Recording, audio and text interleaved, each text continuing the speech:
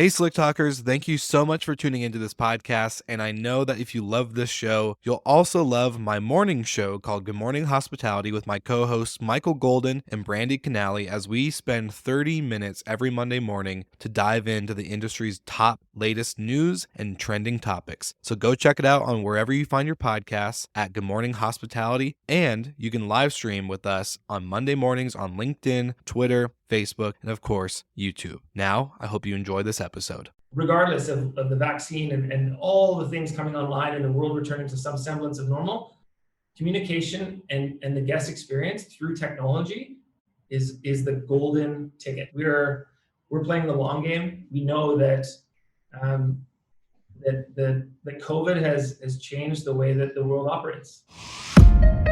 Welcome to Slick Talk, the hospitality podcast where we discuss all things hospitality, hotels, and business. You can find us online at slicktalkthepodcast.com and on every podcast listening platform. What's up, all my Slick Talkers? This podcast is sponsored by Hostfully. You've heard them on the show before when I had David, the co-founder of Hostfully. What Hostfully does for the industry is create digital guidebooks, and they're a property management platform. So you can manage your vacation rental or boutique hotel on Hostfully directly. I think we can all agree that 2020 has been a wild year, but with this year has come a lot of great things like Hostfully and the software that they have created. Hostfully is making it easier to help optimize your listing and your vacation rental so that way you and your team can grow and thrive during this time. Not only are they a great software and platform for vacation rental managers and small boutique hotel owners to use, they are a very insightful company. They use a bunch of integrations and partnerships with other companies in the space to find the most compelling data to help make sure that any user or industry expert has the tools and resources to make sure that they are literally optimizing and using everything to their advantage. Things like industry reports and white papers and data insights are key to understanding how to continue to move forward, and Hostfully does this super well. Now I want you to take a look at the show notes below, see the link that says Hostfully website, click that, and if you sign up and get a guidebook or onboard to their software, use the code SlickTalk20 to get 20% off, and you will not regret it, I promise. So go ahead, go to hostfully.com and get signed up today. All right, everybody, welcome back to Slick Talk, the hospitality podcast, and I'm your host, Will Slickers. Today, we have a special guest. We've had Operto on the show before, but now they have a new CEO in the building, and we're gonna do a quick deep dive with him in regards to his background, getting into the industry, and of course, what's new and what's going on with Operto in the industry of short-term rentals and hotels. So, welcome, Steve, to Slick Talk. How are you doing? Thanks for having me, Will. I'm doing well. Good. Living life okay over there in Canada? You know what? We're taking it day by day, but had a good holiday season, strong finish to the year, and yeah, can't complain. Awesome. Well, I like to just jump right into the meat of the episode and get an understanding for who our guest is. The audience loves to know origin and background. So tell us a little bit about yourself and where you come from and kind of your history. Wow, without boring you with too many details, my original background, South African family, actually. So born and raised mostly here in Vancouver, but those are my roots back in Africa. I did a lot of my schooling and my postgraduate work in Cape Town. And I also was fortunate enough to play sport at sort of a high performance level throughout university and into my sort of early 20s, and trained for the Olympics and all the rest of it. So I've had an exciting ride to where I sit today. Awesome. And so I've seen your background. Like, we connected on LinkedIn, which is such a great platform to get to see the professional side of history from people. So you have an extensive background being, I would say, within sales, then to executive and entrepreneur and CEO. I guess, what are the leading moments for you to get to the chair that you're in today with running Operto and kind of hopping into the hospitality industry? Yeah, thanks. Good question. So I'd like to think that my road to getting here has sort of been one that's not necessarily a straight line, but it's definitely been one that has been exciting to be along.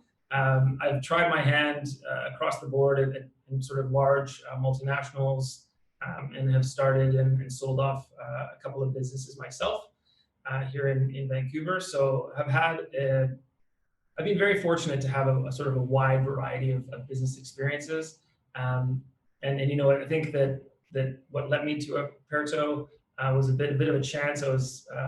Thank goodness, I was contacted by a recruiter a little bit out of the blue on LinkedIn, and a few months later was offered the position. But it has been this industry is such an exciting one. I'm an avid traveler. I love getting out and about and going to destinations and experiencing new things. And I think that there was a natural synergy between sort of my own passion for travel and tourism and sort of the hospitality sector. Although I hadn't formally worked in that sector before, technology for sure. So I've worked at Apple. I've worked at some large data companies in Europe. And then I've also sort of built and sold off my own technology businesses. So I've been very sort of technology centric throughout my career.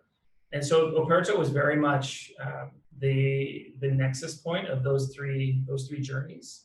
And I've been very lucky. I mean, the company's been around for numerous years.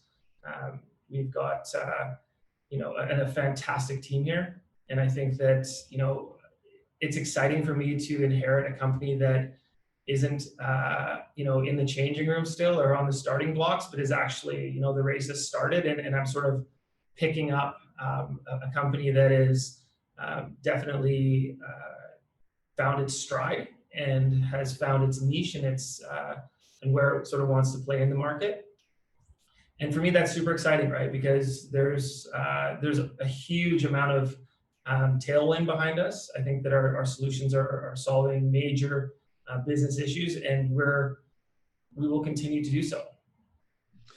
I love that you said that, because I think there's something pretty unique. And I want to start back at a point you said with your kind of journey not being a straight line to where you are today with Operto. Can you maybe, for like some perspective for myself and the audience, what do you think do you look at obviously, I guess what I'm trying to say and word it a specific way, is that you got this unique background. What do you think the key learnings have been with having such an extensive history that have maybe been applied or carried on throughout your journey leading into the CEO position? Yeah, so I think the one thing that definitely drew me to the company, but also I've learned along the way that there's a couple of things, especially when you're talking about a SaaS business and a technology-led sort of focused business. The first one is you're only as strong as your team, right? And I think that that's a cliche in a lot of ways, but I think in our model and definitely our market, that having an incredibly strong, dedicated team that you can set a roadmap for and have put the right pieces onto the chessboard to help you get to where you need to go. For me, that's a key thing. And whether that's a two-person company or a 50-person company or a 1,000-person company, at the end of the day, you need fantastic people. And I've really tried to work. I've only been in the position for about 3 months, but over that time frame, we've increased our headcount by 80%. So we are growing fast. We are now we're adding the pieces that we need here to really become a technology-led company that can support our customers and that can start to play in different verticals and much beyond sort of the IoT space that we're very well known for. Like, we're very, very good at controlling devices, but we want to, the industry is an ever-shifting beast, and so we are excited for our own product roadmap for this year. So I think that the team aspect is key, and then I think on the other side, to answer your question, is really around, like, are you actually solving a real business problem? Mm-hmm. And I think that, a lot of technology companies build awesome tech and then they go searching for a customer. And in our case, I think that, where the industry is shifting towards, especially, and it's been really exacerbated by COVID, that, the need for sort of touchless, frictionless, bespoke guest experiences that are very kind of high value, low touch, are going to become more and more and more prevalent as we go forward. And so, for us, we are building technology that is directly speaking into that need. And so for me, it's exciting because we're not technology in search of a problem. We're actually building technology that is solving a problem and one that our customers love, and as soon as they switch on Operto, it sort of just changes the game for the way that they run their businesses. Mm-hmm. No, you said three key words, and I wrote them down here as you were talking. It was team, growth, and COVID. And the reason why COVID is a key word is because I was going to lead into a question I have for you. But when it comes to team, how do you? Because I love the analogy that you brought in of as a chess piece. Putting the right pieces on the board to make them operate and work in the sense of a strategic game. And so, what indicators do you, as a leader in a business, especially one that you, like you said, inherited basically, what does that look like on your end, and how do you know when a key player is a key player, or if they're I guess not, no one's not a key player, right? But how do you know what position on the board they play? Yeah, great question. I spent my first 2 weeks at Operto getting to know the team, really sitting down with every single person and getting to know them on sort of a personal level, just making sure that, they knew who I was, that they knew that I didn't care what their title was, that they could always come and talk to me about anything, whether that's just, work related or just need some help or whatever. And we have a fairly young team here. So, just sort of being able to mentor a little bit where possible. But I think that for me, the key thing was that the team here, there are, not that there are no B players, but there really aren't. And so, of course, you kind of start fishing through and you kind of try and put people in buckets. And where I was actually very pleasantly surprised was that the incredible growth that the company had experienced, relatively few resources. And for to get to where Operto was with, a small team of incredibly dedicated, hardworking, laser-focused folks, that my job as sort of the chess master was just to ensure that we had enough runway and we had enough sort of bandwidth to get our technology and our sales and our marketing and all the different verticals that you have to have sort of firing on all cylinders in order for the engine to run in SaaS. Just ensuring that all the teams had the resources that they needed to kind of accelerate as we need the business to continue to in 2021. So for me, it wasn't so much about taking pieces off the board. It was really just augmenting what we already had. And again, I was very lucky to inherit a great culture, just people focused, hardworking, and obviously we're lucky because we have an incredible board of directors and some incredibly an incredibly strong support system inside the business that it makes my job easier, but it also sort of filters down and ensures that we're always building solutions that are we like to think that we're sort of already thinking 6, 12, 18 months in front of where the industry is going. And so far, I think that we're doing a pretty good job at that. No, I love that. And you said a really good key thing that I don't think we hear enough, at least I don't hear enough, maybe as a young entrepreneur or just a young person in hospitality, but mentorship. And I think that's super key to a lot of success. As we talk about recovery in the industry and the world, we're talking about recovery.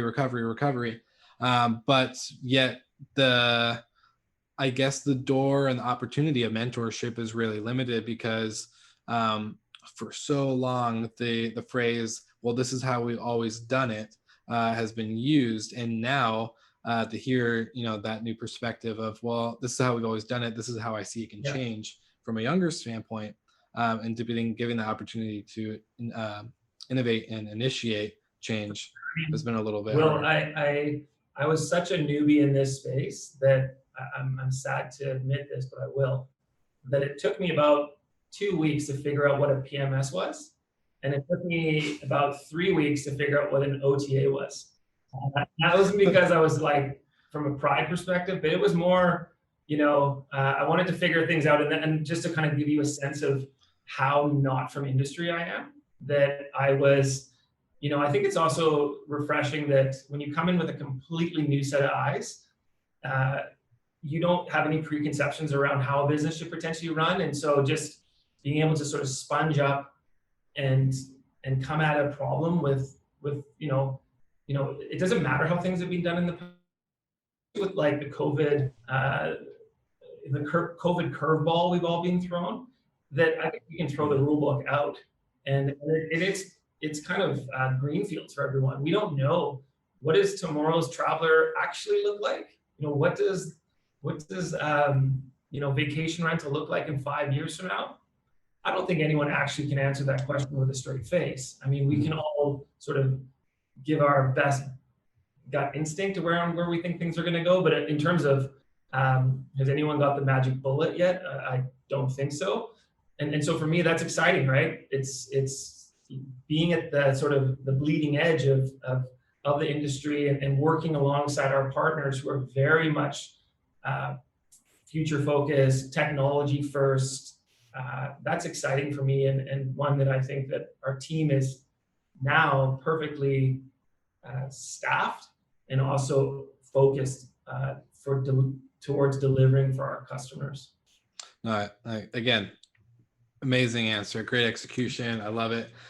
For another, going back to the keyword thing, you said growth. And I want to talk about this because just for the listeners that are tuning in today, I'm doing a series, the Vacation Rental Mastermind series. So if you're listening, this is a sneak peek. I haven't even dropped the trailer yet, so you're welcome. But the overall, I've interviewed property managing operators that are in the high level, like big giant players. And I asked them lots of different questions involving, operations and what it looks like in the industry to be a successful, profitable, sustainable business in the short-term rental market. And part of it was I saw two different perspectives, one from a US perspective and one from a UK. One was US was grow, buy. Like they were literally like, we just need to in pretty much absorb these other entities or companies or whatever. And the other one was in the sense of trimming the fat, getting rid of the crap in their operations, that the overhead that they didn't need, the stuff that was costing them more than it was adding value, the 80-20 rule, that type of stuff. So seeing those two perspectives and now hearing about Operto with you guys in growth, why the growth route for you guys? I'm maybe just more curious on the sense of, a lot of people in the industry right now in the world, in different industries as well, haven't been able to, I think, obtain that growth. I think maybe isn't the plans for 2020 when we were in 2019, but obviously things change very quickly. So I'm just curious on your end. I think fortune favors the brave, right? And I wasn't brought into Operto by our chairman, who used to run Booking.com, to grow at sort of a 5-10% trajectory. The intention with my arrival and obviously beefing the team up and doubling down on technology and putting, again, those pieces on the board that put us in an industry leadership position. That's sort of a top down. We've just refinanced the business. We've got an incredible financial backing and support, and it's just a firm belief that things will return to some semblance of normal, and when it does, it won't look the same as what it did, but it will definitely 100% be a technologically led recovery. And so if you have the sort of foresight to look there and say, okay, well, what does tomorrow look like? What does 6 months potentially look like? And build solutions that are based upon the feedback you're hearing out of the market, very close collaboration with your partners, and just a genuine sense of, dogged belief that you are going to put a solution into the market that people will respond to. I mean, if you follow our growth trajectory over the next or the last year, I mean, the business has more than doubled. So most people had a down year, and Operto had a killer year. We just come off our biggest quarter ever, and we know that we will be releasing this quarter some new products into the market, which will not necessarily be IoT centric. We are very closely aligned with our technology partners from a hardware perspective, locks and anything sort of in room, in house. Operto believes that the key to where the industry is going is going to be communication. And if you look at how we've all kind of become a Zoom culture, a video conference culture, and trust me, I know it's yeah, absolutely. And in the absence of having physical contact with people, we've all resorted to probably communicating more than we ever did before, but just in a different way. And so for Operto, while we are absolutely the best in the business at the device side of the equation, it's going to be a communication battle between the communication of the guest experience. So what does the guest need from a touchless, contactless, high value, memorable experience perspective? What does the owner need from purely, I'm running my business, but I need to make sure that I'm providing the services that my guests need?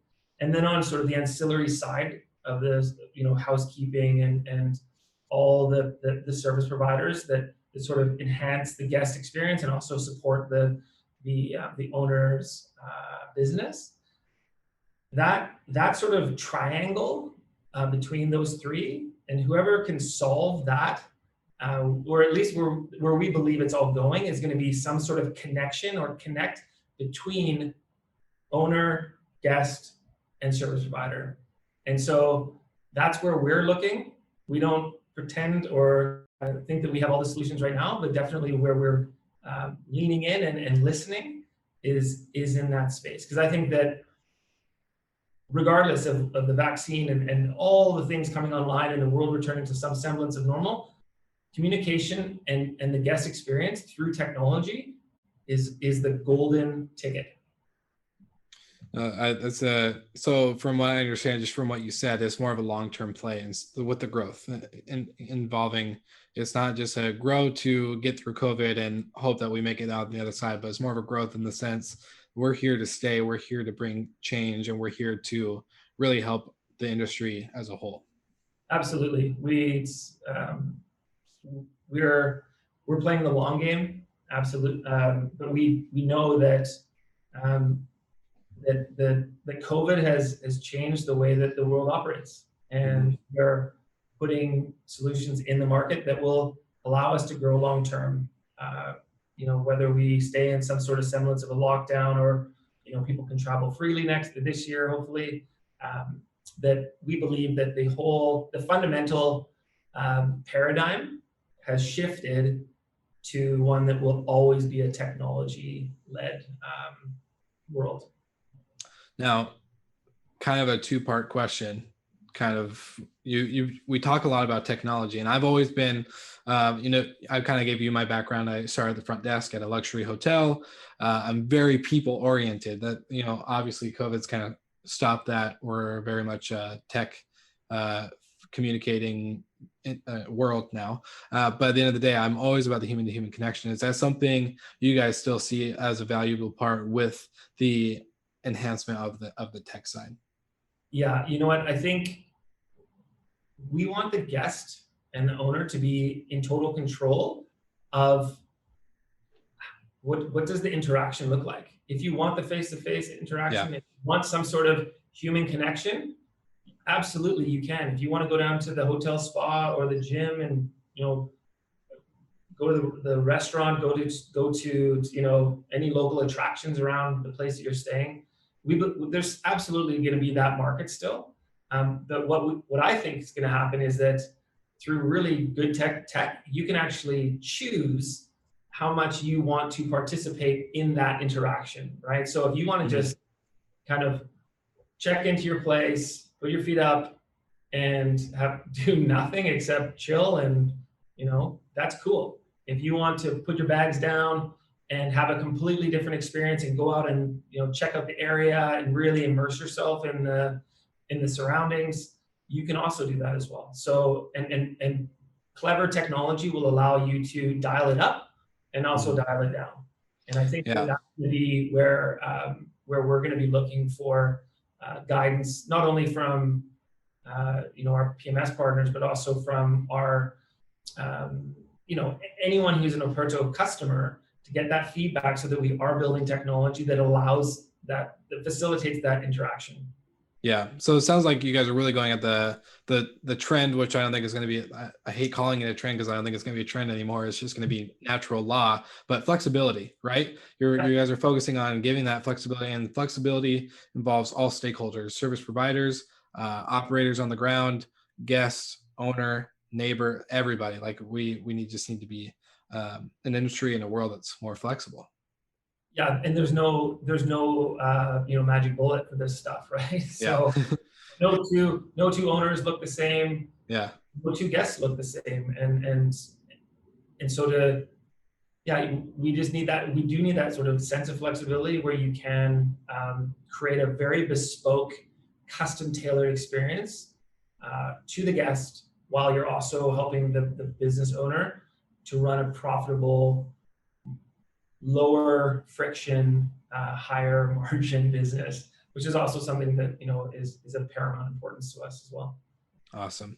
I love it. Well, I guess a key takeaway question for you: what has been the biggest lesson you've learned throughout your entrepreneurship journey, or even during COVID-19, that you would say to the listeners, the audience, maybe like a takeaway note from your perspective, from your background? Yeah, I think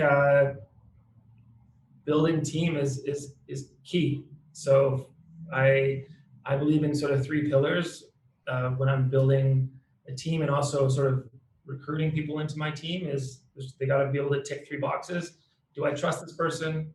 Is this person ultimately accountable to themselves and to the team? So if you look behind me here, it says own everything you do. That's sort of one of the tenets here at Operto, is you're empowered to do your job, and there's a level of trust and go for it, which I love to instill in everyone that works here.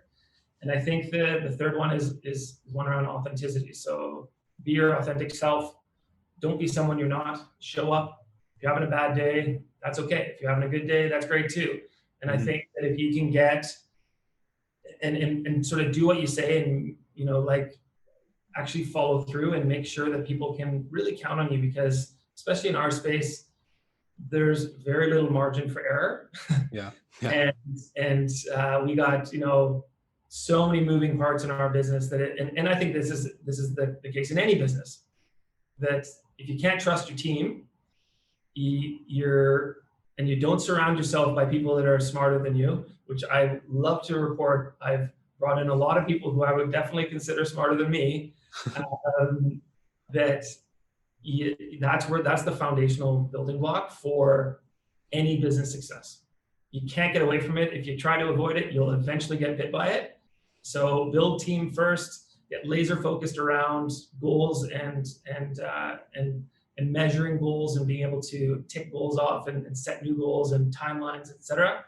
I think that you can get that right. You can really just replicate that across any business. It doesn't matter which part of the ecosystem you tie into. So that's the advice I'd give. Say good, wise words. I think we can all use a little bit of that in our daily life. So that's awesome. Obviously, I'm going to tag everything in the show notes, where to find you, Operto's website, social medias, all that good stuff. But I guess just for the audience who likes to listen and hear, where can we find you? Where can we find more maybe anything that you guys want to announce to the audience and give insight to, more than welcome to share. Shameless shout out time is what we like to call it. Yeah, shameless shout out. Well, we are going to be launching a new product in the next 30 days. So I encourage everyone to sort of watch the airwaves. I won't get too far into what we're delivering, but you can probably guess according to some of the shameless plugs I gave today. But yeah, I think you're going to be seeing some cool tech coming out of our business. In terms of getting in touch with me, I'm super active on LinkedIn, so please come find me. I think my handle is Steve Davis 12, but you can again probably find me easily enough. I'll tag you in the show notes too. Yeah, if you're someone out there that's looking for a technology provider that can help your business out, by all means, please reach out, and we'd love to help. Awesome. Well, you heard it, Slick Talkers. Check out the show notes. Everything will be tagged in the notes below.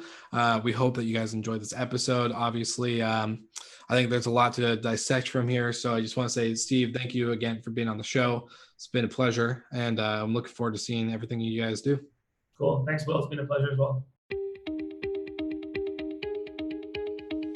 Thank you so much for listening. We love your support and want to provide the best we can to all our listeners. So please find us online, social media, and on Spotify, Apple Podcast, and Google Podcast.